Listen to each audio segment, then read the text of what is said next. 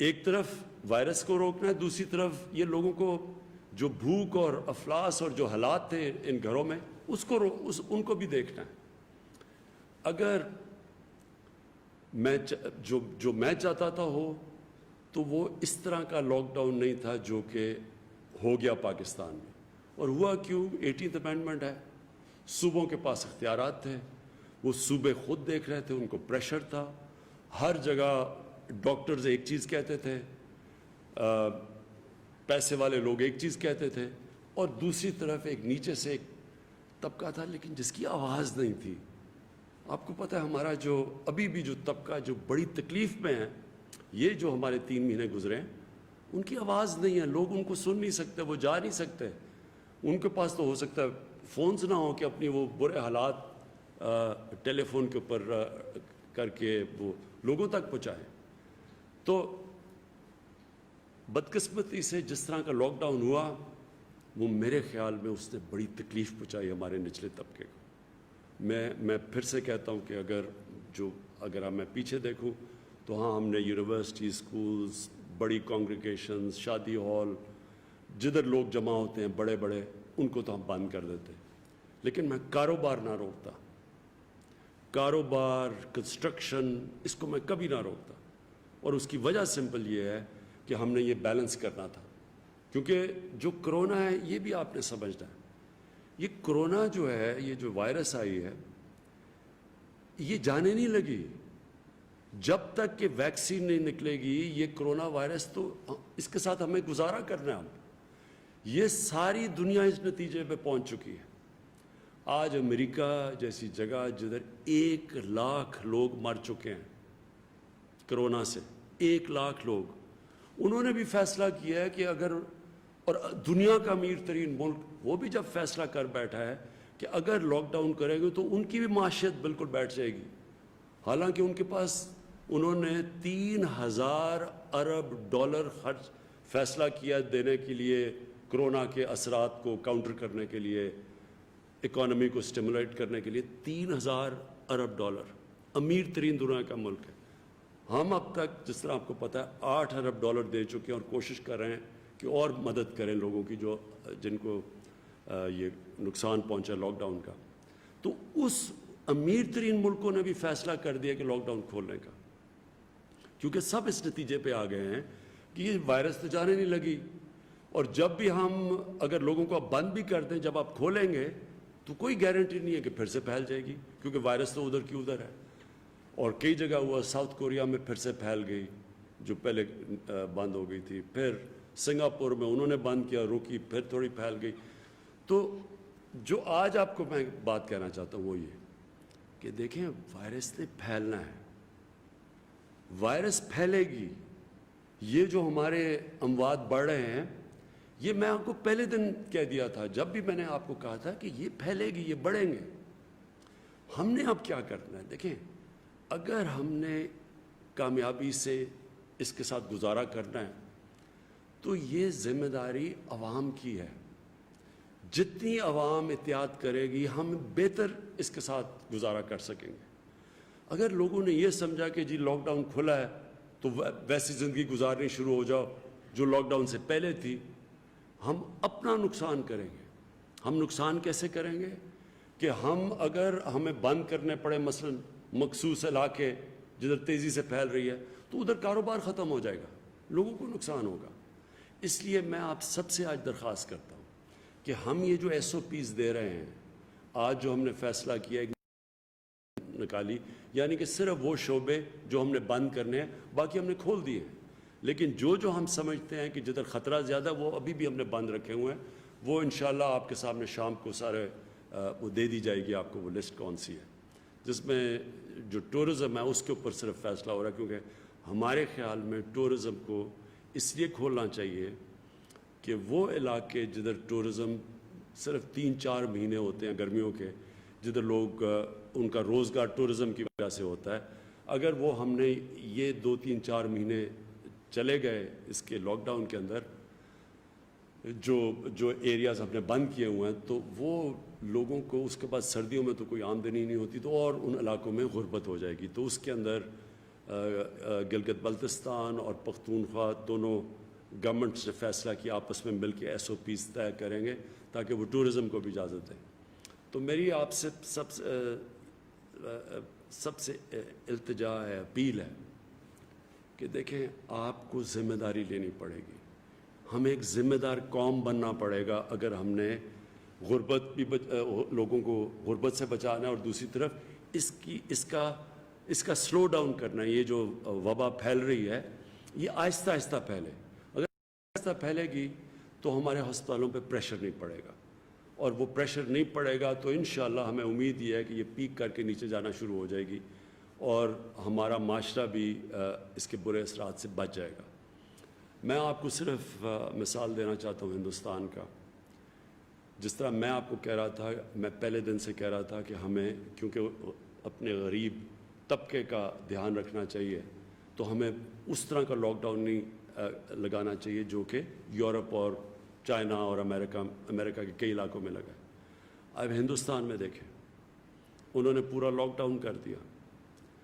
آج اس کے اثرات دیکھیں کہ جو بیچارے ان کے غریب مزدوروں پہ جو شہروں میں کام کرتے تھے, ایک دم لاک ڈاؤن کر دیا. وہ بیچارے پیدل کتنے میل چل رہے ہیں, اس میں کتنے لوگ بیچارے مرے. کوئی تھک کے ٹرین کی پٹڑی پر سوئے, وہاں وہ جو لوگ مرے, جو اس سے غربت پھیلی ہے. اور اس کے باوجود پھر بھی کرونا وائرس پھیل رہی ہے. پھر بھی آج ممبئی کے اندر ان کے اسپتال بھر گئے ہیں, ہمارے سے زیادہ وہاں لوگ مر گئے ہیں. یعنی وہ پھیل رہی ہے اور وہ مجبور ہو گئے ہندوستان کہ وہ بھی اپنا لاک ڈاؤن کھولیں, کیونکہ وہ بھی برداشت نہیں. انہوں نے وہاں سب سے بڑا مسئلہ بنا ہوا ہے کہ لاک ڈاؤن کے جو اثرات ہیں اس سے جو غربت پھیل رہی ہے, جو ان کی بزنس ہے, جو ان کی معیشت, جو آگے اس کے اثرات ہیں, تو یہ کوئی بھی نہیں برداشت کر سکتا. اب جو میں دوسری جس بات کے اوپر آنا چاہتا ہوں وہ یہ, اور میں یہ آپ کو پھر سے کہہ دوں کہ SOPs یعنی کہ جو ان شرائط کے اوپر ہم چیزیں کھولیں گے اپنے ملک کی خاطر, اپنے غریب لوگوں کی خاطر, آپ اس کے اوپر ضرور عمل کریں. ہمارے اس وقت دو چیزیں نظر آ رہی ہیں کہ ایک طرف پیسے والے لوگ ہیں وہ عمل کر رہے ہیں, جو بڑے بڑے گھروں میں رہ رہے ہیں وہ لوگ عمل بھی کر رہے ہیں اور وہ سوشل ڈسٹنسنگ بھی کر رہے ہیں, لیکن جو عام آدمی ہیں وہ بالکل اس کا مختلف رویہ ہے. تو میں نے اپنے ہم نے یہ جو رضاکار جو ہم نے ٹائیگرز کی پوری فورس بنائی ہے 10 لاکھ کی, میں آج آپ کو کہہ رہا ہوں اور انشاءاللہ آپ کے پاس ہم پورے ایک پروگرام بھی لے کے آئیں گے کہ کیسے آپ نے لوگوں کے اندر یہ جانا ہے اور ان کو شعور دینا ہے کہ کس طرح اب ہم نے گزارا کرنا ہے اس کے ساتھ. ہم بند نہیں کر سکتے لوگوں کو, لیکن ہم کیسے اگر اس کے ساتھ رہنا ہے تو ہم نے گزارا کیسے کرنا ہے. تو انشاءاللہ ہم والنٹیئر فورس کو استعمال کریں گے. ایڈمنسٹریشن تو کام کر ہی رہی ہے, ہماری پولیس کر رہی ہے, لیکن ان کے اوپر بہت زیادہ بوجھ پڑ چکا ہے, ہماری ایڈمنسٹریشن پہ بھی اور پولیس پہ بھی. اور یہ سال تو ہمیں جس طرح ساری دنیا فیصلہ کر بیٹھی ہے کہ کم از کم اس سال تو ہمیں گزارا کرنا پڑے گا اس وائرس کے ساتھ. تو اس وائرس کے ساتھ جب گزارا کرنا ہے تو SOPs کے اوپر چلیں گے, اور انشاءاللہ ہماری پوری والنٹیئر فورس اور اس کو اور بھی بڑا کریں گے کہ یہ جا کے لوگوں کے اندر شعور پیدا کرے کہ کیسے کیا آپ نے کن چیزوں پہ عمل کرنا ہے اور کیسے ہم اس کا پھیلاؤ روک سکتے ہیں, آہستہ کر سکتے ہیں. اس کے بعد میں خاص طور پہ اپنی جو ہمارے ہیلتھ ورکرز ہیں, اپنے ڈاکٹرز, اپنی نرسز, میں آپ سے صرف 2-3 منٹ بات کرنا چاہتا ہوں.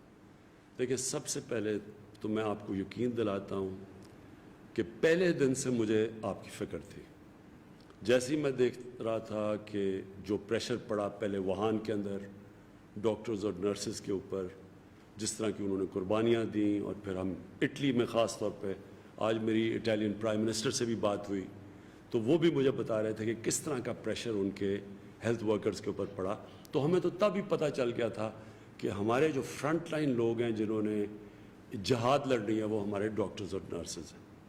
اور مجھے یہ بھی پتہ ہے کہ ہمارے ڈاکٹرز میں یہ پوری وہ بڑے ان کو جب ہم کہتے ہیں کہ لاک ڈاؤن کو ہم کم کرنے لگے ہیں تو ان کو ایک خدشہ ہوتا ہے, کیونکہ وہ سمجھتے ہیں ان کے اوپر اور پریشر پڑے گا. تو میں آپ کو پہلے تو یہ کہنا چاہتا ہوں، ہم سب کو احساس ہے. ہم آج بھی جو میٹنگ کی ہے، ہم نے جو NCC کی بھی میٹنگ اور اس سے پہلے بھی ہم جو میٹنگز کرتے رہے ہیں، ہم ہمیشہ سوچتے ہیں کہ ہم اپنے ڈاکٹرز اور نرسز کی کیسے مدد کر سکتے ہیں. ہمیں پتہ ہے آپ کے اوپر پریشر ہے، لیکن میں پھر سے آپ کو کہوں گا کہ آپ کو یہ بھی دیکھنا ہے کہ یہاں اس وقت ہمارا مسئلہ ہے. ہمارے اس وقت 13 سے 15 کروڑ لوگ متاثر ہوئے ہیں اس سے، جن کے حالات برے ہیں.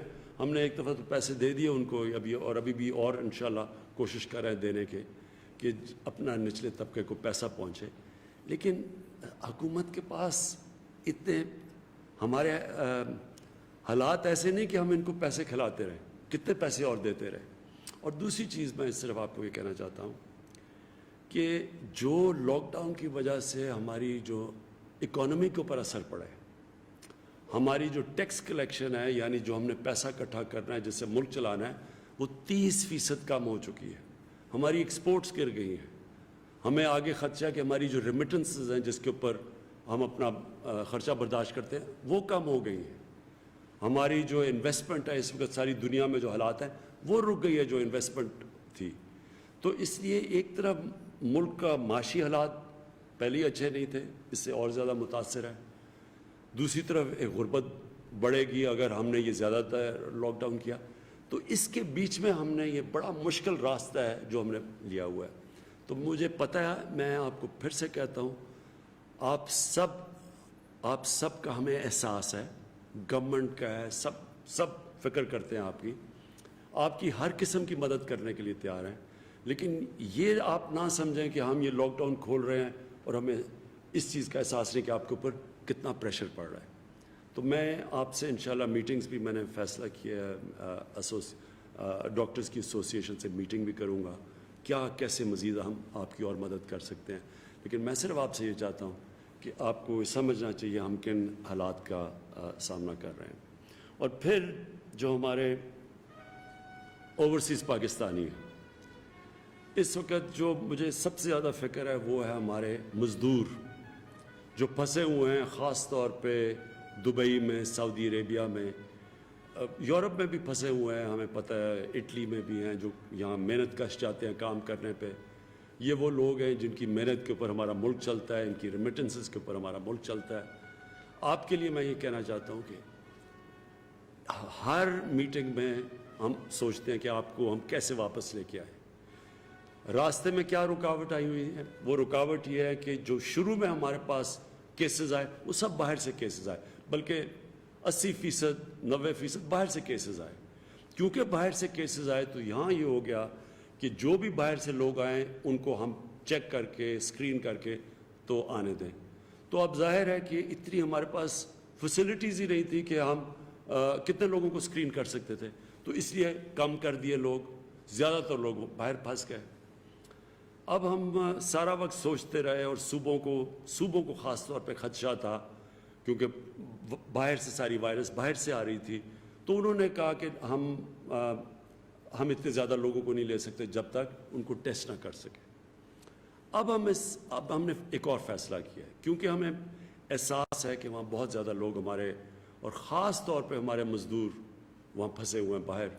تو اس لیے ہم نے یہاں فیصلہ کیا ہے کہ ہم اب ان کو آنے دیں گے، صرف ان کا ایک ٹیسٹ کریں گے اور ٹیسٹ کر کے ہم ان کو گھروں پہ جانے دیں گے. اور جس کا ٹیسٹ پازیٹیو نکلا پھر ان کو کہیں گے گھروں میں کوارنٹین کرو. یہ ہمارا فیصلہ ہے اب، اور اس کی وجہ سے زیادہ اور اب ہم لوگوں کو پاکستان لا سکیں گے. تو یہ خوشخبری یہ ہے کہ آج ہم نے یہ فیصلہ کیا کہ زیادہ جو ہمارے مزدور پھنسے ہوئے ہیں، اور وہ ہم سب کو احساس ہے وہ جو وہاں اس وقت دبئی میں اور سعودی عربیہ میں خاص طور پہ پھنسے ہوئے ہیں، باقی مڈل ایسٹ میں، تو مجھے خوشی یہ ہے کہ اب ہم آپ کو زیادہ تعداد میں پاکستان لائیں گے. تو آج ہی ہم نے یہ فیصلہ کیا ہے اور انشاءاللہ آپ دیکھیں گے کہ اگلے دنوں میں آپ کے لیے آسانی ہو جائے گی، پاکستان زیادہ فلائٹس ہو جائیں گی آپ کو ملک میں واپس لانے کے لیے. جو باقی چیزیں ہیں وہ انشاءاللہ آپ کے سامنے کل پھر NCOC کے بعد اسد عمر آپ کے سامنے اپنی ٹیم کے ساتھ پوری اور تفصیل بیان کریں گے جو ہمارے فیصلے ہوئے ہیں. لیکن آخر میں آپ کو اس چیز سے یہ اپنی بات ختم کرنا چاہتا ہوں کہ اس وائرس نے بڑھنا ہے اور لوگوں کو وائرس ہوگی، یہ پھیلے گی. مجھے افسوس سے کہنا پڑتا ہے کہ ہماری اموات بھی بڑھیں گی. آگے ہم کیسے اس کے ساتھ گزارا کریں گے، اس میں آپ سب کے اوپر یہ ذمہ داری ہے کہ جتنی آپ SOPs کے اوپر عمل کریں گے، جتنا آپ احتیاط کریں گے، اور یہ میں کہہ دوں جن لوگوں کو آپ نے کیوں خطرہ کن کو ہے، جن لوگوں کو ڈائبٹیز، بلڈ پریشر اور جو بوڑھے ہیں، یہ اس کو ہماری سب کی ذمہ داری ہے کہ ان لوگوں کی ہم حفاظت کریں. ہم ان کی حفاظت تب کریں گے اگر ہم SOPs کے اوپر چلیں گے. اگر ہم SOPs کے اوپر چلیں گے انشاءاللہ ہمارے ہسپتالوں پہ پریشر کم پڑے گا. ابھی بھی ہم کئی دفعہ سنتے ہیں کہ جی جگہ نہیں ہے ہاسپٹلز میں. ہم نے آپ کے سامنے وہ پورا ایک پروگرام لے کے آ رہے ہیں کہ ہر روز ہم پبلک کو بتائیں گے کہ ہر شہر میں کس ہسپتال میں کدھر وینٹیلیٹرز اویلیبل ہے، کدھر کس ہسپتال میں اب وینٹیلیٹرز کی اویلیبلٹی نہیں ہے، یعنی بھر چکے ہیں. جدھر اویلیبل ہے تاکہ پبلک کو پتہ چل جائے گا، کوئی بھی جس کو بھی انٹینسو کیئر کی اور وینٹیلیٹر کی ضرورت پڑے گی ان کو پتہ ہوگا کہ ہر شہر میں کس ہسپتال میں وہ ہیں. تو ابھی بھی ہمارے جو 50% سے زیادہ ہر شہر کے اندر اویلیبل ہیں وینٹیلیٹرز، بلکہ کئی اور بھی اس سے زیادہ ہیں، کئی جگہ پہ زیادہ پریشر پڑا ہوا ہے. یہ ہر روز ہم آپ کو آگاہ کریں گے کہ کدھر یہ اویلیبل ہے اور کدھر نہیں، اور ساتھ ساتھ ہم اپنی کیپیسٹی بھی بڑھاتے جا رہے ہیں. لیکن آپ سے میری آخر میں ریکویسٹ ہے کہ یہ SOPs، یہ جن کنڈیشنز کے اوپر ہم سب کچھ کھول رہے ہیں اس پہ پلیز عمل کریں. آپ عمل کریں گے ہمیں موقع مل جائے گا کہ ہم اپنے ہسپتالوں کے اوپر پریشر کم پڑے، اور اس کی وجہ سے انشاءاللہ ہم اس وائرس کا اس سال مقابلہ کر لیں گے جب تک اس کی ویکسین نہیں نکلتی. بہت شکریہ اور پاکستان پائندہ باد.